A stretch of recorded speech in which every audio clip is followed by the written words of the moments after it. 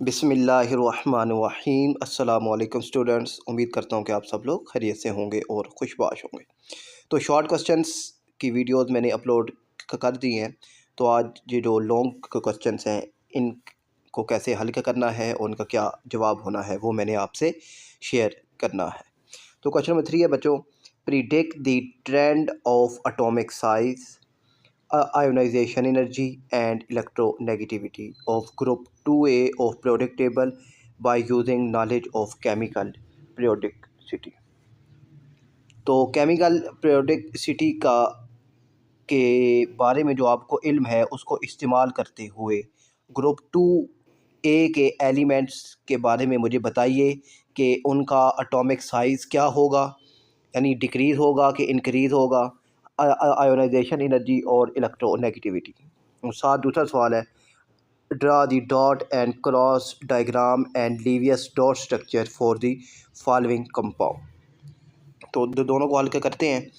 तो अब ना बच्चों, सबसे अहम चीज़ जो है, ये टेबल आप अगर समझ जाएं, जो मैंने डायग्राम आपके सामने बनाई है, तो आपके पास ये जो ट्रेंड वाली गेम है, पांचों डेफिनेशंस, ठीक है, शील्डिंग इफेक्ट, आयोनाइजेशन एनर्जी, उसके बाद जी एटॉमिक साइज़, फिर इलेक्ट्रॉन एफिनिटी और इलेक्ट्रोनेगेटिविटी, पांचों की पांचों का काम ख़त्म हो जाएगा।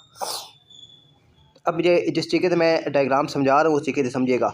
लेफ़्ट से right number of electrons increase होते हैं। पहले एक इलेक्ट्रॉन है, फिर दो हो गए, फिर तीन हो गए, ठीक है, ये आपको समझाने के लिए मैंने लिखा है। लेफ़्ट टू राइट, और लेफ़्ट से राइट क्या होता है, ये रोज़ होती हैं, ठीक है ना, ये रोज़, ये रोज़, ये रोज़, तो इसे पीरियड कहते हैं। Left to right number of electrons increase होते हैं। और top to bottom number of shells increase होते हैं। पहले एक शेल है, फिर दो हो गए, फिर तीन हो गए, फिर चार हो गए। Top to bottom number of shells increase होते हैं और left to right number of electrons increase होते हैं। तो अब ये दो चीज़ें आपको बताने का क्या मकसद है, वो इसलिए कि left to right in the periods number of electrons will be increase, ये लाइन आपने याद करनी है। फिर top to bottom in the group, ठीक है, टॉप टू बॉटम ग्रुप होता है, number of shells will be increase, ये दो लाइनें आपको याद हो गई और ये डायग्राम आपको समझ आ गई है। चलो अब आगे, पांच डेफिनेशन है हमारे पास, shielding effect, atomic size, ionisation energy, electron affinity और इलेक्ट्रोनेगेटिविटी। इन दो को मैंने साथ लिखा है और इन तीन को मैंने साथ लिखा है, क्यों कि अब जो बात आगे आएगी ट्रेंड की तो उसमें इनका ताल्लुक़ होगा। ओके, शील्डिंग इफेक्ट बच्चों, शील्डिंग इफेक्ट का जो ट्रेंड है, ट्रेंड से मुराद क्या होता है बच्चों के, आप बताइए पीरियड्स में ये इंक्रीज़ हो रहा है या डिक्रीज़, या ग्रुप में इंक्रीज़ हो रहा है या डिक्रीज़, ये हमने बताना होता है। शील्डिंग इफेक्ट का जो ट्रेंड है अलोंग द पीरियड्स, वो क्या होता है, कांस्टेंट। क्यों कि शील्डिंग इफेक्ट होता क्या है, the reduction of force of attraction, कि फोर्स ऑफ अट्रैक्शन की को रिड्यूस करना, कम करना, न्यूक्लियस और आउटर मोस्ट शेल, जो वैलेंस शेल है, आउटर मोस्ट शेल है, लास्ट शेल है, उस शेल में मौजूद इलेक्ट्रॉन्स के इनर जो सब शेल्स हैं उनकी और न्यूक्लियस के दरमियान जो फोर्स ऑफ अट्रैक्शन है उसको कम करना शील्डिंग इफेक्ट होता है। अब लेफ़्ट से right number of electrons increase हो रहे हैं, तो इसलिए जो शील्डिंग इफेक्ट है वो कांस्टेंट रहेगा, क्योंकि फासला जो है वो डिक्रीज़ या इंक्रीज़ नहीं हो रहा, क्योंकि इलेक्ट्रॉन्स इंक्रीज़ हो रहे हैं तो शेल तो एक ही है, सेम है, इसलिए शील्डिंग इफेक्ट जो है वो पीरियड्स में कांस्टेंट रहेगा और ग्रुप में इंक्रीज़ होना शुरू हो जाएगा। अब आपसे अगर ये ट्रेंड पूछे तो आप ऐसे ये नहीं लिखना कि कांस्टेंट या इंक्रीज़, आपने ये लाइन साथ ऐड करनी है। Left to right in the periods number of electrons will be increase, so shielding effect remain constant, और top to bottom in the group number of shells will be increase, so shielding effect will be increase. ठीक है, ये पूरी line आपने लिखनी है। पिछली दो लाइनें जो मैंने आपको बताई हैं उनके साथ इनको भी मिला के आपने लिख लेना है। फिर एटॉमिक साइज़ की बात की जाए तो एटॉमिक साइज़ का जो ट्रेंड है, एटॉमिक साइज़ और शील्डिंग इफेक्ट दोनों सेम होते हैं, दोनों का ट्रेंड सेम होता है, याद रखिएगा, ठीक है। सिर्फ एक फ़र्क है, ये पीरियड में कांस्टेंट है और ये पीरियड में डिक्रीज हो जाता है, बस। ये भी ग्रुप में इंक्रीज, ये भी ग्रुप में इंक्रीज होता है, ठीक है। एटॉमिक साइज होता क्या है वैसे कि न्यूक्लियस से आउटर मोस्ट आखिरी शेल के दरमियान जो फासला है वो कितना है।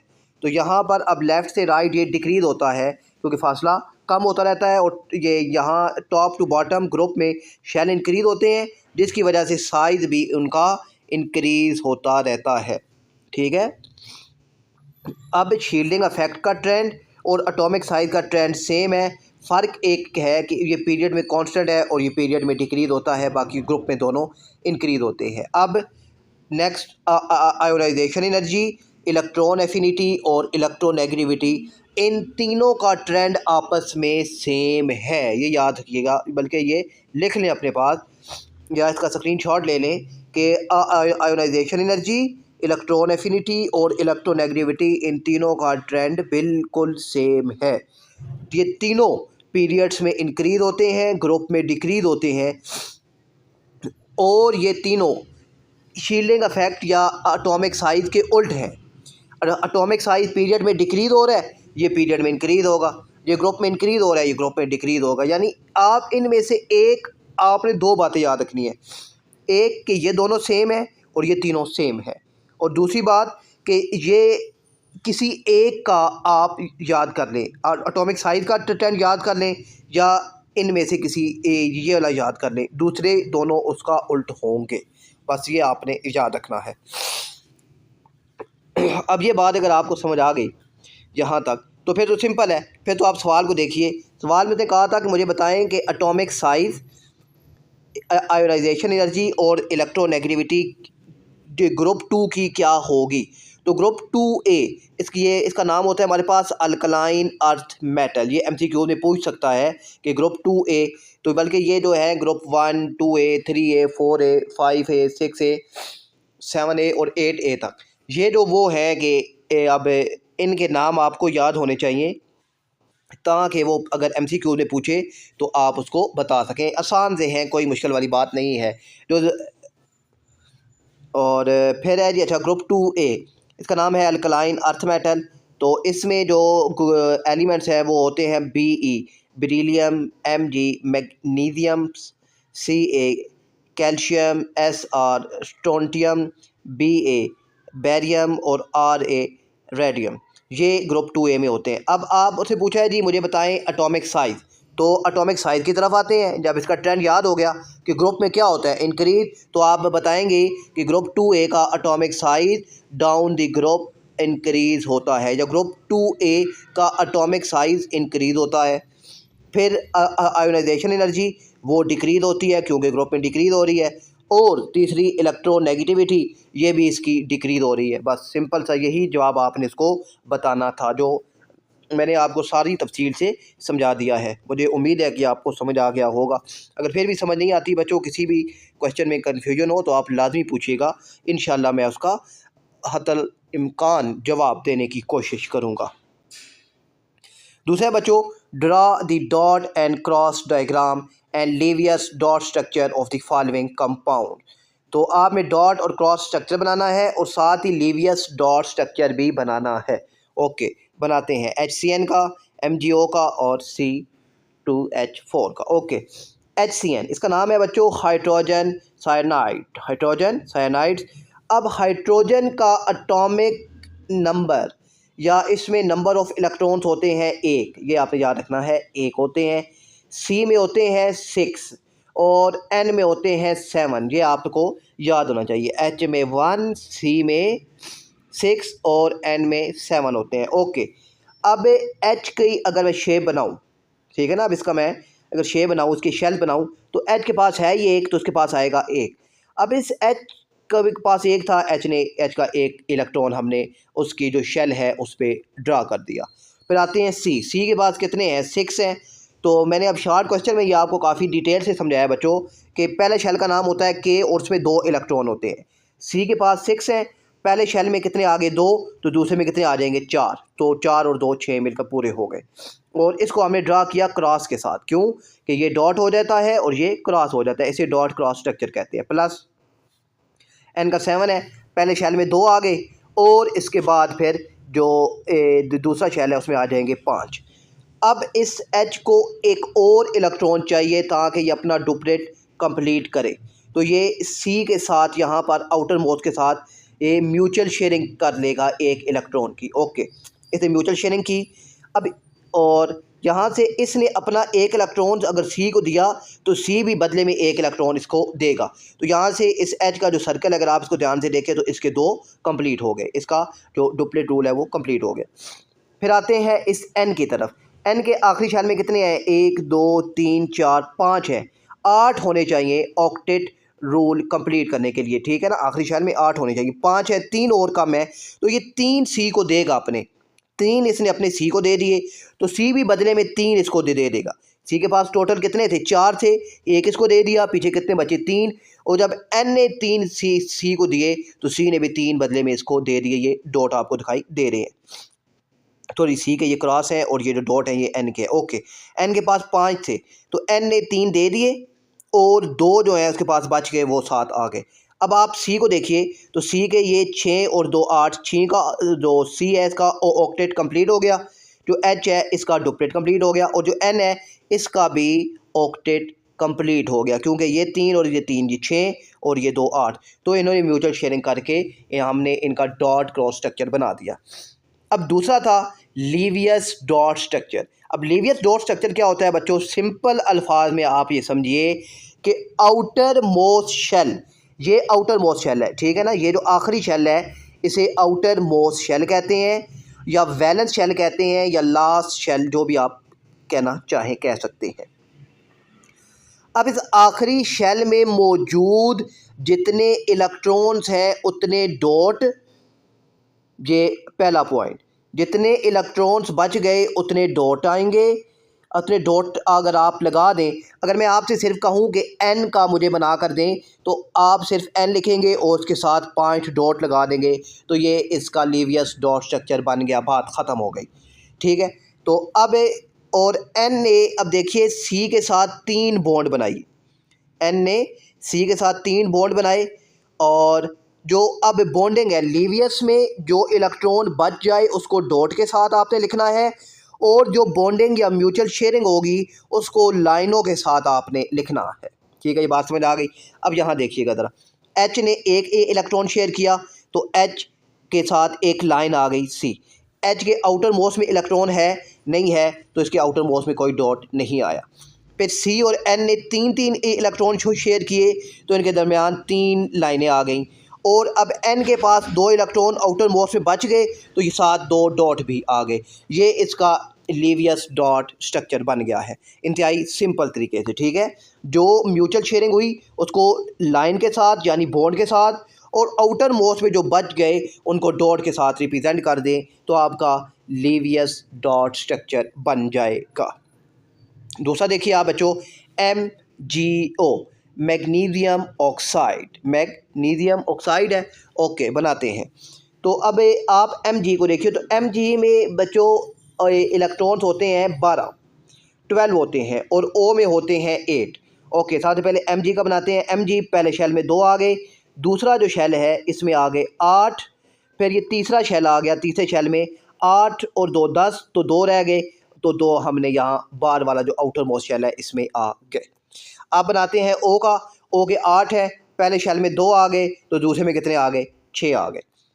अब O को ऑक्टेट कंप्लीट करने के लिए 2 इलेक्ट्रॉन रिक्वायर्ड है, क्योंकि 6 हैं इसके पास, 2 और आएंगे तो हो जाएंगे 8 पूरे।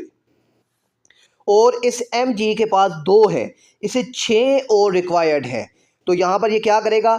ये अपने दोनों इलेक्ट्रॉन इसको दे देगा, ठीक है। Mg अपने दोनों इलेक्ट्रॉन इसको दे देगा, तो यहाँ पर Mg दोनों इलेक्ट्रॉन देगा तो इसके ऊपर चार्ज आ जाएगा +2। ओके हो गया। फिर O ने 2 इलेक्ट्रॉन ले लिए, ठीक है ना। अब यहाँ अच्छा, जब ये प्रोडक्ट बनाते हैं तो सिर्फ जो आउटर मोस्ट शेल होता है वो लिखते हैं, ठीक है। अब इसका आउटर मोस्ट शेल में 2 थे, दोनों इसने इसी O को दिए तो इसका ये शेल क्या हो गया? ख़त्म। और इसके पास ये आ गया, यहाँ 8 मौजूद हैं तो ये स्टेबल हो गया। तो इसने 2 इलेक्ट्रॉन दे दिए, देने वाले पर चार्ज आता है पॉजिटिव, ठीक है, देने वाले पर चार्ज आता है पॉजिटिव, इसका चार्ज +2 आ गया। फिर यहाँ पर आप देखिए, और फिर यहाँ देखिए 1 2 3 4 5 6 है, 2 इसने यहाँ से लिए। अब 2 लेने वाले पर चार्ज आता है नेगेटिव, तो इसके ऊपर आ गया -2। ठीक है, आप ये 2 पहले भी लिख सकते हैं, 2 प्लस भी लिख सकते हैं। ठीक है, और फिर यहाँ पर, और ये अब देखिए ओ का भी ऑक्टेट कंप्लीट, मैग्नीशियम का भी कंप्लीट, और ये आपने डॉट क्रॉस स्ट्रक्चर बना दिया। फिर आप Mg2+J, और फिर O का, अब Mg ने 2 दिए, इसके ऊपर +2 यानी 2 प्लस चार्ज आया, और O ने 2 लिए तो इसके ऊपर 2 नेगेटिव चार्ज आया। कितने इलेक्ट्रॉन लिए? 2 लिए, तो यहाँ सेंटर में 2 डॉट आ जाएंगे, तो ये इनका लीवियस डॉट बन जाएगा। ठीक है ना, जब ये यहाँ पर दोनों म्यूचुअल शेयरिंग हो रही है तो यहाँ बना कोवलेंट बॉन्ड। यहाँ पर एक ने इलेक्ट्रॉन दिए, दूसरे ने एक्सेप्ट किए, तो यहाँ बना आयोनिक बॉन्ड बना, आयोनिक बॉन्ड बना। यहाँ पर आप देखिए कि अब यहाँ पर, और जब आयोनिक बॉन्ड बनता है तो एक के ऊपर पॉजिटिव चार्ज आता है, एक के ऊपर नेगेटिव चार्ज आता है, इसलिए यहाँ पर एक के ऊपर पॉजिटिव, एक के ऊपर नेगेटिव। कितने इलेक्ट्रॉन शेयर हुए? 2 हुए, वो सेंटर में आ गया, ये लीवियस डॉट बन गया। फिर आप यहाँ पर आइए कि अब देखिए C2H4 है, इसका नाम है ईथीन। ठीक है, ईथीन, ENE आ गया, तो कौन सा बॉन्ड होना है? डबल बॉन्ड, ज़बरदस्त। अच्छा, अब C2 है, तो C का हमने बना दिया डॉट। C में कितने होते हैं? 6 होते हैं, तो पहले शेल में 2, दूसरे में 4, 2 C थे प्लस दूसरा C भी हमने बना दिया। फिर H कितने हैं? 4, इसमें है ये एक, तो हमने इसको क्रॉस के साथ रिप्रेजेंट किया, H1 cross, H2 cross, H3 cross, H4 cross, ये चारों ऐड हो गए। अब इस H को एक चाहिए, इसको भी एक चाहिए, इसको भी एक चाहिए, इसको भी एक चाहिए। ओके, दोनों C का जो आउटर मोस्ट शेल है वो हमने यहाँ बना दिया। ये अब 2 H इसके साथ, एक C के साथ आएंगे, और 2 H दूसरे C के साथ आएंगे। ओके, तो हमने C का सर्कल बनाया, एक H इसके साथ, एक H इसके साथ। फिर ये C का सर्कल बनाया, एक H इसके साथ, एक H इसके साथ। अब इस H ने एक दिया, C ने एक इसको दे दिया, इस H ने एक दिया, C ने इसको दे दिया, फिर इस H ने एक दिया, C ने इसको भी दे दिया, इस H ने एक दिया, C ने इसको भी दे दिया। अब दोनों C के पास कितने हो गए? इनके हैं कितने? 4 हैं, एक एक शेयर हो गया, पीछे 2 बचे। फिर ये वो 2 इन दोनों ने आपस में शेयर कर लिए, यहाँ पर देख, ठीक है ना, ताकि इन दोनों का ऑक्टेट कंप्लीट हो जाए। देखिए ये 2 4, और ये 4 8। ठीक है, 2 इसने शेयर कर दिए, C ने, अब इस C ने इस C को दे के साथ, और फिर 2 इस C ने C के साथ शेयर कर दिए यहाँ सेंटर में, तो ये 4 कंप्लीट हो गए। तो यहाँ पर अब जो इनका डॉट क्रॉस जो स्ट्रक्चर है वो आपने बना लिया। अब लीवियस, अगर आप लीवियस डॉट बनाएं तो यहाँ पर ये क्या है? यहाँ C, इस एक C के साथ कितने H हैं? 2 है, तो CH2। फिर कितने बॉन्ड शेयर हो रहे हैं? कितने इलेक्ट्रॉन शेयर हुए? 2 इलेक्ट्रॉन शेयर किए, तो डबल बॉन्ड, फिर CH2 आ गया। अगर आप दूसरे तरीके से बनाना चाहें तो आप इस तरीके से भी बना सकते हैं कि इस C के साथ 2 H आ गए, फिर डबल बॉन्ड, इस C के साथ भी 2 H आ गए, तो ये इसका लीवियस डॉट स्ट्रक्चर बन गया है। मुझे उम्मीद है कि आपको समझ आ गया होगा। फिर है बच्चों क्वेश्चन नंबर 4 आपके पास, describe reactions of HCl with the following. आपने HCl का रिएक्शन इनके साथ लिखना है। ओके, लिखते हैं। तो HCl सबसे पहले जिंक के साथ, फिर NaOH के साथ सोडियम हाइड्रोक्साइड, फिर HCl रिएक्ट करेगा Na2CO3, sodium carbonate. Sodium carbonate को सोडा ऐश और वाशिंग सोडा भी कहते हैं। और दूसरा है फिर इसके साथ कि alkane can be prepared from the following and also mention the type of reaction in each case. Okay, कि अल्केन इन तीनों के साथ कैसे बनेगा, क्या चीज़ ऐड करने से बनेगा, और उसका नाम क्या है, ये दोनों पार्ट हम सोल्व करते हैं। चले, जिंक के साथ रिएक्ट होगा तो जिंक +2HCl, तो क्योंकि यहाँ पर जिंक, अब H की जगह मेटल आएगा। ठीक है ना, ये रूल होता है रिएक्शन का, ये याद रखिएगा कि ये H है, एसिड का H रिप्लेस हो जाता है, ये HCl एसिड है, तो इसका H रिप्लेस होगा, इसकी जगह आ गया Zn, तो क्या बचा? ZnCl। मगर Cl के साथ आता है 2, ये हमेशा आता है क्लोराइड में। ठीक है, तो जिंक, अब Cl है भी 2, ये 2Cl है, तो ZnCl2 बना, और चार्ज यहाँ से ये H2 जो है ये बाहर आ गया, तो ये जिंक क्लोराइड और H2 हाइड्रोजन गैस आपके पास बन गई। फिर NaOH के साथ रिएक्ट किया, NaOH का HCl के साथ, तो ये Na मेटल है, ये आएगा H की जगह, तो NaH की जगह आएगा तो क्या बन जाएगा NaCl, ये साल्ट है, NaCl बन गया। फिर ये H और ये OH मिलकर आपस में बनाएंगे वाटर, H2O। यहाँ देखिए Na2CO3, ठीक है। अब Na2CO3 जब HCl के साथ रिएक्ट होगा तो वही बात कि H की जगह आएगा मेटल Na, ठीक है, तो H की जगह आ गया NaCl, ठीक है। यहाँ आगे Cl है तो ये यहाँ पर Na 2 थे और Cl भी 2 है तो इसलिए 2NaCl हो गया। साथ CO3, अच्छा जहाँ भी किसी भी केमिकल रिएक्शन में ये CO3 कार्बोनेट हो, CO3 कार्बोनेट हो तो कार्बन डाइऑक्साइड लाजमी बनेगी, CO2 लाजमी बन गया और साथ वाटर भी बनेगा, तो ये आपने याद रखना है। तो ये 3 रिएक्शन थे जो HCl ने इनके साथ लिखने थे, तो वो मैंने आपको बता दिए हैं, इंतहाई आसान है। सिर्फ ये याद रखिएगा कि एसिड का H मेटल के साथ रिप्लेस होगा, बस बाकी कोई रिएक्शन मुश्किल नहीं है। अच्छा, फिर दूसरा है बच्चों आपके साथ कि अल्केन कैसे बन रहा है। ओके, अल्केन मतलब सिंगल बॉन्ड, अल्केन मतलब सिंगल बॉन्ड, अल्कीन मतलब डबल बॉन्ड और अल्काइन मतलब ट्रिपल बॉन्ड, यानी AEI, जो शॉर्ट में मैंने आपको गेम समझाई है कि ने, ठीक है ना। अगर वो वीडियो नहीं देखी तो उसको लाजमी देखिएगा। AEI, ए पहले आ रहा है उसमें सिंगल बॉन्ड, और फिर जी ई आता है इस पे डबल बॉन्ड, फिर आता है Y उस पर ट्रिपल बॉन्ड। तो खैर अब हमें उसने ये रिएक्शन दिया है CH3 CH double bond CH2, कहता है जी मुझे इस, मैंने ये आपको दे दिया है, कहाँ दे दिया उसने ये, और मुझे आप अल्केन बना कर दें। तो जब भी हमारे पास डबल बॉन्ड या ट्रिपल बॉन्ड से कम बॉन्ड की तरफ आना हो तो हम उसके अंदर हाइड्रोजन ऐड करते हैं, इसे हाइड्रोजिनेशन ऑफ अल्कीन कहते हैं। अब यहाँ पर डबल बॉन्ड है इसलिए मैंने लिखा हाइड्रोजिनेशन ऑफ अल्कीन, ठीक है। अगर यहाँ ट्रिपल बॉन्ड होता तो क्या लिखता, hydrogenation of alkyne and alkyne, ठीक है। मैंने H2, अब H2 से मुराद क्या है बच्चों कि यहाँ 2 H हैं, कितने H हैं, 2 H हैं। अब होगा क्या कि अब डबल बॉन्ड इन दोनों के दरमियान है ना, तो एक H यहाँ इसके पास शिफ्ट हो जाएगा और ये दूसरा H इसके पास शिफ्ट हो जाएगा, तो क्या बनेगा CH3 आ गया। फिर यहाँ एक H था, एक H यहाँ से आया तो ये बन गया CH2, फिर एक H ये वाला था इसके पास गया तो ये बन गया CH3। और जब हाइड्रोजन ऐड हो, इन दोनों में हाइड्रोजन ऐड हो रही है तो बॉन्ड टूट जाएगा, ये याद रखिएगा। हाइड्रोजन ऐड होगी तो बॉन्ड टूट जाएगा, डबल होगा तो सिंगल हो जाएगा, ट्रिपल होगा तो डबल हो जाएगा, डबल होगा तो सिंगल हो जाएगा। और हाइड्रोजन अगर रिमूव होगी, हाइड्रोजन बाहर निकालेंगे तो बॉन्ड इंक्रीज हो जाएगा, सिंगल है तो डबल हो जाएगा, डबल है तो ट्रिपल हो जाएगा, ये आपने याद रखना है। ओके, तो ये भी जो मेरे पास ये बन गया प्रोपेन। अब प्रोप का मतलब 3 कार्बन और ANE का मतलब सिंगल बॉन्ड है, इसलिए मैंने ANE लिख दिया, तो उसका मतलब हो गया प्रोपेन, यानी ये अल्केन हमारे पास बन गया है। ये हाइड्रोजिनेशन ऑफ अल्कीन था इसका नाम। अच्छा, फिर दूसरा देखिए, अब यहाँ देखिए ये ट्रिपल बॉन्ड भी आ गया, तो इसका नाम होगा हाइड्रोजिनेशन ऑफ अल्काइन एंड फिर अल्कीन।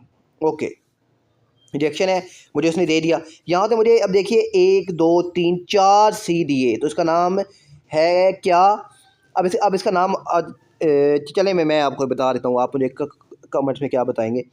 तो ये ट्रिपल बॉन्ड है यहाँ पे, ठीक है, ट्रिपल बॉन्ड है और C कितने हैं 4, तो सबसे पहले आ गया ब्यूट। अब ट्रिपल बॉन्ड आ गया तो YNE आना चाहिए, तो उसका नाम क्या बनेगा, ब्यूटाइन, ब्यूटाइन बनेगा। वही बात, अब इसके साथ हमने H2 ऐड किया, एक H इसकी तरफ शिफ्ट हुआ, एक H इसकी तरफ शिफ्ट हुआ, तो दोनों के साथ एक एक H ऐड हुआ तो ट्रिपल बॉन्ड टूट कर डबल बॉन्ड हो गया, ठीक है, CH हो गया। तो अब इसका नाम क्या हो गया, यहाँ पर ट्रिपल बॉन्ड है इसका नाम है ब्यूटाइन, यहाँ पर अब एक डबल बॉन्ड है इसका नाम बन जाएगा ब्यूटीन। फिर इसी ब्यूटीन को दोबारा H2 के साथ मैंने रिएक्ट किया तो एक H इसके पास आया, एक H इसके पास आया, तो ये CH था तो CH2 हो गया, ये भी CH था ये CH2 हो गया, डबल बॉन्ड टूट कर अब क्या हो जाएगा, सिंगल बॉन्ड, तो अब इसका नाम बन जाएगा ब्यूटेन। सिंगल बॉन्ड है ब्यूटेन, डबल बॉन्ड है ब्यूटीन, ट्रिपल बॉन्ड है ब्यूटाइन, बस ये आपने याद रखना है। तो इसका नाम भी, तो इसका नाम क्या है, हाइड्रोजनेशन ऑफ अल्काइन। फिर तीसरा है बच्चों, तीसरा है उसने हमें दिया है CH3 CH2 CH2 Cl। अब ये अब Cl साथ आ गया तो ये हमारे पास अल्काइल हैलाइड्स बन गया है। क्या बन गया है, अल्काइल हैलाइड। हैलाइड से मुराद हैलोजेंस और हैलोजेन से मुराद Cl। हैलाइड से मुराद हैलोजेंस ग्रुप 7A और हैलोजेन से मुराद क्लोरीन। जहाँ भी हैलोजेंस का इस्तेमाल होता है या नाम आएगा तो ज़्यादातर हम क्लोरीन का ही इस्तेमाल करते हैं। ओके, अब जब इस तरह का रिएक्शन आ जाए साथ हैलोजेंस हो तो अब अल्केन बनाने के लिए हम इसको नेसेंट हाइड्रोजन के साथ रिएक्ट करवाते हैं। ठीक है, अल्काइल हैलाइड्स में से अल्काइल को निकालने के लिए हम इसको नेसेंट हाइड्रोजन के साथ रिएक्ट करवाएंगे। यहाँ कितने H हैं, 2 H हैं। एक H इस Cl के साथ मिलकर बना देगा HCl। ओके, अब एक H बचा तो ये एक H यहाँ इस CH2 के साथ आकर मिलकर क्या बना देगा, CH3। तो ये बन गया हाइड्रोक्लोरिक एसिड HCl। और ये 3 C है तो ये क्या बन गया, प्रो, और सिंगल बॉन्ड है तो प्रोपेन बन गया, यानी अल्केन बन गया है। ठीक है, और इसका नाम है रिडक्शन ऑफ अल्काइल हैलाइड, जिसे एलिमिनेशन रिएक्शन भी कहते हैं। ओके बच्चों, समझ आ गया, ज़बरदस्त हो गया। अब क्वेश्चन नंबर 5 की तरफ बढ़ते हैं। Write down the formula of the following compounds, इनके फार्मूलों के नाम बताते हैं। ओके, बता देंगे। फिर define oxidation and reduction in term of oxygen and hydrogen, gain and lose of electron. अच्छा, इसका भी मैं आपको बड़ा आसान सा कॉन्सेप्ट अभी समझाता हूँ। तो सबसे पहले इसके नाम देखते हैं। तो नाम है फेरिक क्लोराइड। फेरिक मतलब Fe, और Fe और फेरिक जो क्लोराइड है जब ये साथ आएंगे तो ये FeCl3 आएगा, FeCl3 आएगा। सोडियम और सल्फेट, सल्फेट होता है SO4। सल्फेट क्या होता है, SO4, और सोडियम जब सल्फेट के साथ आता है जो आता है Na2SO4। ठीक है,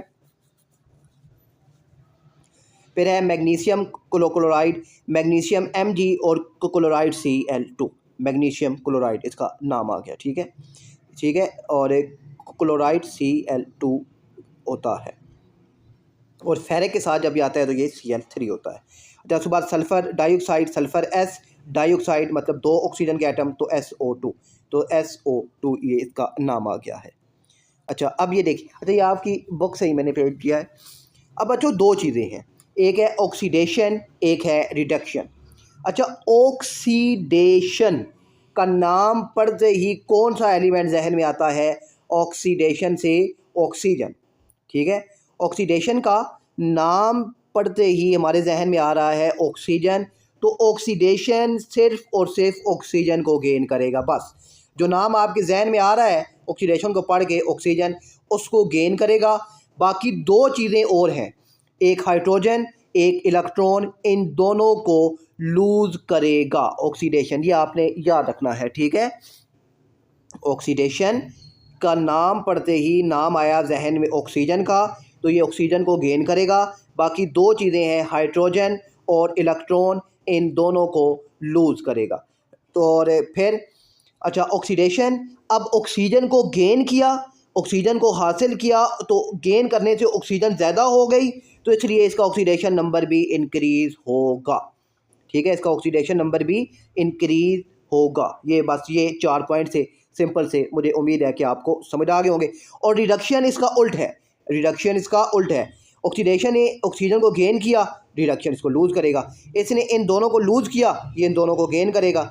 यहाँ ऑक्सीडेशन नंबर इंक्रीज़ हो रहा है, यहाँ डिक्रीज़ हो रहा है। जाहिर सी बात है, ऑक्सीजन अगर कम हो रही है, लॉस हो रही है, तो जो ऑक्सीडेशन नंबर डिक्रीज़ होगा, सिंपल सी बात है। तो मुझे उम्मीद है कि आपको समझ आ गया होगा। एक और इसकी एग्जांपल देख लेते हैं। चलें, ये एग्जांपल भी आपकी बुक में है। Fe2O3 है और +3CO है, तो हमारे पास ये 2Fe बना +3CO2 बना। अब यहाँ देखिए CO है, इसने अब ये CO से क्या बन गया, CO2, यानी अब ये ऑक्सीजन इंक्रीज़ हो गई, कार्बन मोनोऑक्साइड से कार्बन डाइऑक्साइड बना है। ठीक है, तो अब यहाँ से C ने ऑक्सीजन को गेन किया, तो C जो है गेन ऑफ ऑक्सीजन, तो C पर क्या हो रही है, ऑक्सीडेशन। और Fe ने ऑक्सीजन को लॉस कर दिया, लूज़ कर दिया, तो एफ ई पर क्या हो रही है, रिडक्शन। तो ये एक सिंपल थी मिसाल थी जो मैंने आपको समझानी थी। नेक्स्ट है बच्चों question number 6, define solubility, how can it be affect by the change in temperature, explain with graph. ठीक है जी, ग्राफ। और identify source of lipid and their recommended daily intake for young adult. ठीक है जी, दोनों का जवाब बताता हूँ आपको। Solubility, solubility is the ability of a solute to dissolve in a solvent. Solubility ability है सोल्यूट की, और जो कि डिज़ोल्व हो रहा है सॉल्वेंट में at a specific temperature and pressure. ठीक है, एक ख़ास टेम्परेचर और प्रेशर पर। और solubility it is measured in gram of solute पर 100 मिली ml ऑफ सॉल्वेंट। ठीक है, it is measured in gram of solute पर 100 ml of solvent. Okay, effect of temperature, तो इसके अच्छा ये जो 2 पॉइंट है ये MCQs के लिए मैंने आपके सामने लिखे हैं।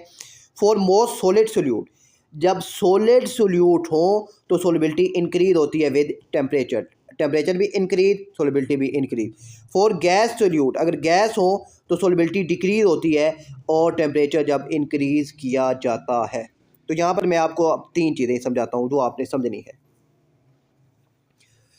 तो बच्चों यहाँ पर सबसे पहले आप ये देखिए,